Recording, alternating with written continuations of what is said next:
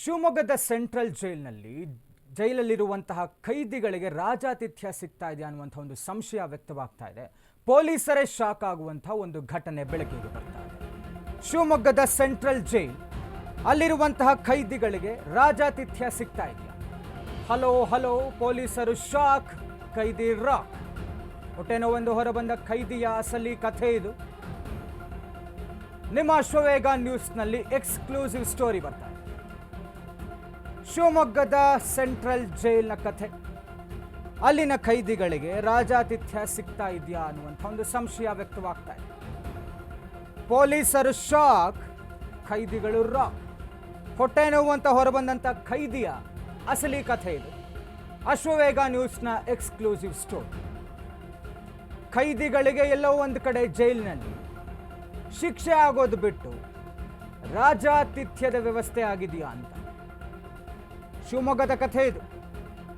ಅಶ್ವವೇಗ ನ್ಯೂಸ್ನ exclusive story ಇದು. ಕೇಂದ್ರ ಕಾರಾಗೃಹ ಶಿವಮೊಗ್ಗ, ಅದರಲ್ಲಿದ್ದಂತಹ ಒಬ್ಬ ಖೈದಿ ಹೊಟ್ಟೆ ನೋವು ಅಂತ ಹೊರಗಡೆ ಬರ್ತಾನೆ. ಆಗ ಆತನ ಅಸಲಿ ಕಥೆ ಬೆಳಕಿಗೆ ಬಂದಿದೆ. ಪೊಲೀಸರೇ ಶಾಕ್ ಆಗಿದ್ದಾರೆ. ಹಾಗಾದ್ರೆ ಒಳಗಡೆ ಏನು ನಡೀತಾ ಇದೆ, ಏನು ವ್ಯವಸ್ಥೆ ಮಾಡಲಾಗಿದೆ ಖೈದಿಗಳಿಗೆ ಅಂತ ನಿಮ್ಮ ಅಶ್ವವೇಗ ನ್ಯೂಸ್ನಲ್ಲಿ ಎಕ್ಸ್ಕ್ಲೂಸಿವ್ ಸ್ಟೋರಿ ತೋರಿಸ್ತಾ ಇದ್ದೀವಿ. ಶಿವಮೊಗ್ಗದ ಸೆಂಟ್ರಲ್ ಜೈಲಿನಲ್ಲಿ ಆಗಿರುವಂತಹ ಒಂದು ಘಟನೆ.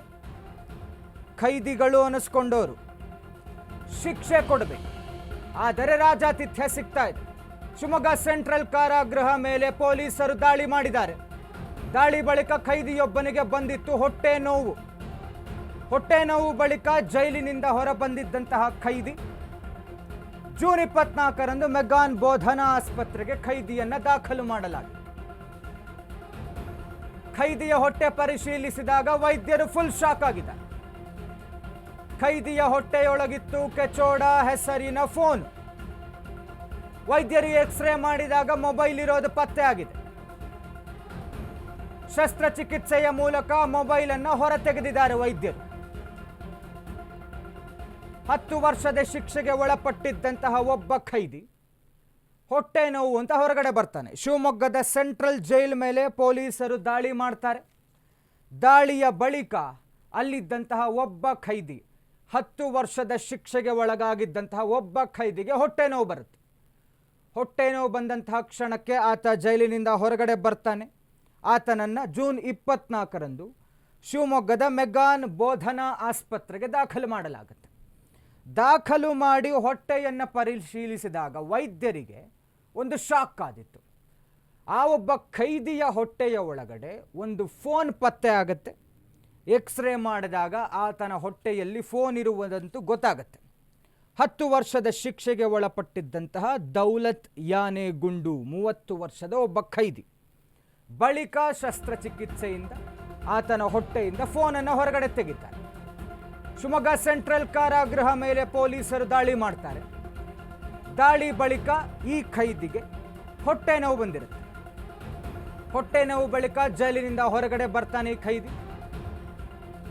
ಜೂನ್ 24ಕ್ಕೆ ಮೆಗ್ಗಾನ್ ಬೋಧನಾ ಆಸ್ಪತ್ರೆಗೆ ಈ ಖೈದಿಯನ್ನ ದಾಖಲು ಮಾಡಲಾಗಿದೆ.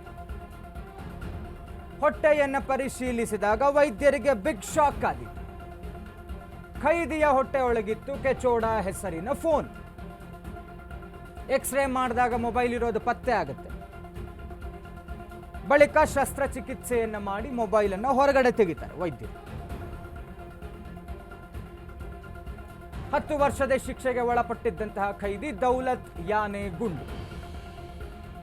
ಶಿವಮೊಗ್ಗದ ಸೆಂಟ್ರಲ್ ಜೈಲ್ನ ಕಥೆ. ಹೇಗೆ ಸಿಕ್ತು ಖೈದಿಗೆ ಫೋನು ಅನ್ನುವಂಥದ್ದೇ ಈಗ ಕಾಡ್ತಾ ಇರುವಂತಹ ಒಂದು ಪ್ರಶ್ನೆ ಮತ್ತು ಕುತೂಹಲ. ಇದು ಅಶ್ವವೇಗ ನ್ಯೂಸ್ ತೋರಿಸ್ತಾ ಇರುವಂತಹ ಎಕ್ಸ್ಕ್ಲೂಸಿವ್ ಸ್ಟೋರಿ. ಡೀಟೇಲ್ಸ್ ಕೊಡ್ತಾ ಹೋಗ್ತಾರೆ ನಮ್ಮ ಪ್ರತಿನಿಧಿ ಅಶ್ವಿನಿ. ಶಿವಮೊಗ್ಗದ ಸೆಂಟ್ರಲ್ ಜೈಲ್ನಲ್ಲಿ ಈ ಒಬ್ಬ ಖೈದಿಗೆ ಹೇಗೆ ಫೋನ್ ಸಿಕ್ತು? ಹಾಗಾದರೆ ರಾಜಾತಿಥ್ಯ ಸಿಗ್ತಾ ಇದೆ ಖೈದಿಗಳಿಗೆ ಶಿಕ್ಷೆ ಆಗೋದು ಬಿಟ್ಟು ವೈದ್ಯರಿಗೆ ಶಾಕ್ ಆಯುತ್ತೆ. ಅಂದರೆ ಪೊಲೀಸರು ಬಂದು ದಾಳಿ ಮಾಡ್ತಾರೆ ಜೈಲ್ ಮೇಲೆ. ಜೈಲಿನಿಂದ ಹೊರ ಬರ್ತಾನೆ ಖೈದಿ ಹೊಟ್ಟೆ ನೋವು ಅಂತ. ಡಾಕ್ಟರ್ಸ್ ಅವರ ಹೊಟ್ಟೆ ಪರಿಶೀಲನೆ ಮಾಡಿದಾಗ ಫೋನ್ ಇರೋದು ಪತ್ತೆ ಆಗುತ್ತೆ. ಇದೆಲ್ಲ ಹೇಗೆ ಸಾಧ್ಯ ಆಯಿತು ಅಂತ ಡೀಟೇಲ್ಸ್ ಕೊಡೋದಾದ್ರೆ? ಎಸ್ ಸಂತೋಷ್, ಏನು ಜೈಲು ಅನ್ನೋದು ಅಪರಾಧಿಗಳಿಗೆ ಒಂದು ತಮ್ಮ ತಪ್ಪಿನ ಅರಿವಿಗಾಗಿ ಇರುವಂತಹ ಸ್ಥಳ.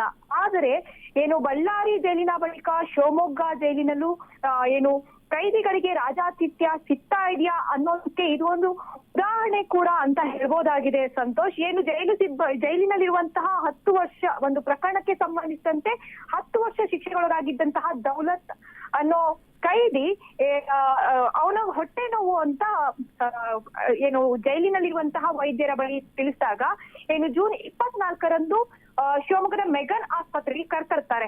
ಅದಕ್ಕಿಂತ ಮುಂಚೆ ಬಳ್ಳಾರಿ ಜೈಲಿನಲ್ಲಿ ಆಗಿದ್ದಂತಹ ರಾಜಾತಿಥ್ಯದ ಪ್ರಕರಣ ಕುರಿತಾಗಿ, ಕೈದಿಗಳಿಗೆ ನೀಡ್ತಿದ್ದಂತಹ ರಾಜಾತಿಥ್ಯದ ಪ್ರಕರಣ ಕುರಿತಾಗಿ ಶಿವಮೊಗ್ಗದಲ್ಲೂ ಕೂಡ ಜಿಲ್ಲಾ ಪೊಲೀಸ್ ಇಲಾಖೆ ದಾಳಿಯನ್ನ ನಡೆಸಿರುತ್ತೆ. ಈ ದಾಳಿ ವೇಳೆ ಆ ಸಮಯದಲ್ಲಿ ಈತನ ಹತ್ರ ಇದ್ದಂತಹ ಮೊಬೈಲ್ ಫೋನ್ ಏನು 1 ಇಂಚು ಅಗಲ 3 ಇಂಚು ಉದ್ದಂತಹ ಮೊಬೈಲ್ ಫೋನ್ ಅನ್ನ ನುಂಗಿರ್ತಾರೆ. ಅದಾದ ಬಳಿಕ ದಾಳಿಯಲ್ಲಿ ಯಾವುದೇ ವಸ್ತು ಕೂಡ ಸಿಕ್ಕಿರಲ್ಲ ಪೊಲೀಸರಿಗೆ. ಅದಾದ ಕೆಲವೇ ದಿನಗಳಲ್ಲಿ ಈತನಿಗೆ ಹೊಟ್ಟೆ ನೋವು ಕಾಣಿಸ್ಕೊಂಡಿರುತ್ತೆ. ಹೊಟ್ಟೆ ನೋವು ಕಾಣಿಸ್ಕೊಂಡಿದೆ ಅಂತ ಶಿವಮೊಗ್ಗದ ಮೆಗನ್ ಆಸ್ಪತ್ರೆಗೆ ಕರೆತಂದು ಎಕ್ಸ್ರೇ ಮಾಡಿಸಿದಾಗ ಅವನ ಫೋನ್ ಅವನ ಹೊಟ್ಟೆಯಲ್ಲಿ ಇರೋದು ವೈದ್ಯರಿಗೆ ತಿಳಿದು ಬಂದು ಶಾಕ್ ಆಗಿರುತ್ತೆ. ಈ ಕುರಿತಾಗಿ ಜೈಲು ಅಧೀಕ್ಷಕರಾದಂತಹ ರಂಗನಾಥ್ ಅವ್ರಿಗೂ ಕೂಡ ಏನು ಶಾಕ್ ಆಗಿದೆ ಅಂತಾನೆ ಹೇಳ್ಬೋದು. ಏನು ನಿಷೇಧಿತ ವಸ್ತು ಜೈಲಿನ ಒಳಗೆ ಹೇಗೆ ಬಂತು, ಅಷ್ಟು ಟೈಟ್ ಸೆಕ್ಯೂರಿಟಿ ನಡುವೆಯೂ ಕೂಡ ಹೇಗೆ ಕೈದಿಗೆ ಮೊಬೈಲ್ ಫೋನ್ ಸಿಕ್ತು ಅನ್ನೋದೇ ಯಕ್ಷಪ್ನೆ ಆಗಿದೆ. ಈ ಕುರಿತಾಗಿ ಜೈಲು ಅಧಿಕಾರಿ ಏನು ರಂಗನಾಥ್ ಅವರೇ ಈ ಕುರಿತಾಗಿ ತನಿಖೆ ನಡೆಸಬೇಕು ಅಂತ ತುಂಗಾನಗರ ಪೊಲೀಸ್ ಠಾಣೆಗೆ ದೂರನ್ನ ನೀಡಿದ್ದಾರೆ ಅಂತ ಹೇಳ್ಬೋದು ಸಂತೋಷ್. ಅಶ್ವಿನಿ, ಜೈಲಿನ ಅಧಿಕಾರಿಗಳಾಗ್ಲಿ ಸಿಬ್ಬಂದಿಗಳಾಗ್ಲಿ ಅವರ ಕಾರ್ಯವೈಖರಿ ಬಗ್ಗೆ ಇದೀಗ ನಮಗೆ ಸಂಶಯ ಬರೆಯೋಕೆ ಶುರುವಾಗುತ್ತೆ. ಯಾಕೆಂತ ಹೇಳಿದ್ರೆ ಒಳಗಡೆ ಏನ್ ನಡೆಯುತ್ತೆ ಅನ್ನುವಂಥದ್ದು ಅವ್ರ ಅರಿವಿಗೆ ಬರಲ್ವಾ? ಇಷ್ಟೆಲ್ಲಾ ನಡೀತಾ ಇದ್ರು ಕೂಡ ಅದಾದ್ಮೇಲೆ ಇವರೇ ಶಾಕ್ಗೊಳಗಾಗ್ತಾರೆ ಅಂದ್ರೆ ಹೇಗೆ ಅಂತ. ಅಂದ್ರೆ ಇದು ಅವರಿಗೂ ಕೂಡ ಏನು ಒಬ್ರು ಅಧೀಕ್ಷಕರು ಅಂದ್ರೆ ಅವರು ಗೇಟ್ ನಲ್ಲಿ ಕಾಯೋ ಪರಿಸ್ಥಿತಿಲಿ ಇರಲ್ಲ. ಯಾಕಂದ್ರೆ ಅನೇಕ ಸಿಬ್ಬಂದಿಗಳನ್ನ ನಿಯೋಜನೆ ಮಾಡಲಾಗಿರುತ್ತೆ. ಈ ಸಮಯದಲ್ಲಿ ಅದ್ ಹೇಗೆ ಬಂತು ಅನ್ನೋದೇ ಅವರಿಗೂ ಕೂಡ ಸಿಬ್ಬಂದಿಗಳು ನಡೆಸಿದ್ರು, ಅವರ ವಿರುದ್ಧ ಕೂಡ ಕ್ರಮ ಸಿದ್ಧ ಅಂತ ಅಧೀಕ್ಷಕರು ಹೇಳ್ತಾ ಇದ್ದಾರೆ ಸಂತೋಷ್. ಎಸ್ ಅಶ್ವಿನಿ, ಮತ್ತು ಡಾಕ್ಟರ್ಸ್ ಈಗ ದೌಲತ್ ಯಾನೆಗುಂಡು ಹೊಟ್ಟೆಯಿಂದ ಫೋನ್ ಹೊರತೆಗೆದಿದ್ದಾರೆ. ಆತನ ಸ್ಥಿತಿ ಹೇಗಿದೆ ಮತ್ತು ಮತ್ತೇನಾರು ಅವನ್ನ ಕಸ್ಟಡಿಗೆ ತಗೊಂಡಿದ್ದಾರಾ ಅಂತ? ಅದೇ ಇದು 9ನೇ ತಾರೀಕು ಏನು ಮೊನ್ನೆ ಅಷ್ಟೇ ಈ ಕುರಿತಾಗಿ ಪ್ರಕರಣ ದಾಖಲಾಗಿರೋದ್ರಿಂದ ಈತನ ಈಗ ಚಿಕಿತ್ಸೆ ಕೊಟ್ಟ ಬಳಿಕ ಚೇತರಿಸಿಕೊಂಡಿದ್ದಾರೆ. ಪೂರ್ಣ ಚೇತರಿಕೆ ಬಳಿಕ ಈತನ ತನಿಖೆಯನ್ನ ಪೊಲೀಸರು ಕೈಗೊಳ್ಳಲಿದ್ದಾರೆ ಅಂತ ಹೇಳ್ಬೋದು. ಅಷ್ಟೇ ಅಲ್ಲ, ಮೊನ್ನೆ ಅಷ್ಟೇ ಶಿವಮೊಗ್ಗದ ಜೈಲಿನಲ್ಲಿ ಮತ್ತೊಂದು ಸಿಮ್ ಕಾರ್ಡ್ ಕೂಡ ಪತ್ತೆಯಾಗಿದ್ದು ಅನ್ನೋದು ಕೂಡ ಮಾಹಿತಿ ಲಭ್ಯವಾಗಿದೆ ಸಂತೋಷ್. ಮೊಬೈಲ್ ಸಿಮ್ ಕಾರ್ಡ್ ಪತ್ತೆಯಾಗಿರೋದ್ರಿಂದ ನಿನ್ನೆ ಅಷ್ಟೇ ಪ್ರಕರಣ ಕೂಡ ತುಂಗನಗರ ಠಾಣೆಯಲ್ಲಿ ದಾಖಲಾಗಿದೆ. ಎಸ್, ಥ್ಯಾಂಕ್ ಯು ಅಶ್ವಿನಿ ತಮ್ಮೆಲ್ಲ ಡೀಟೇಲ್ಸ್ಗಾಗಿ.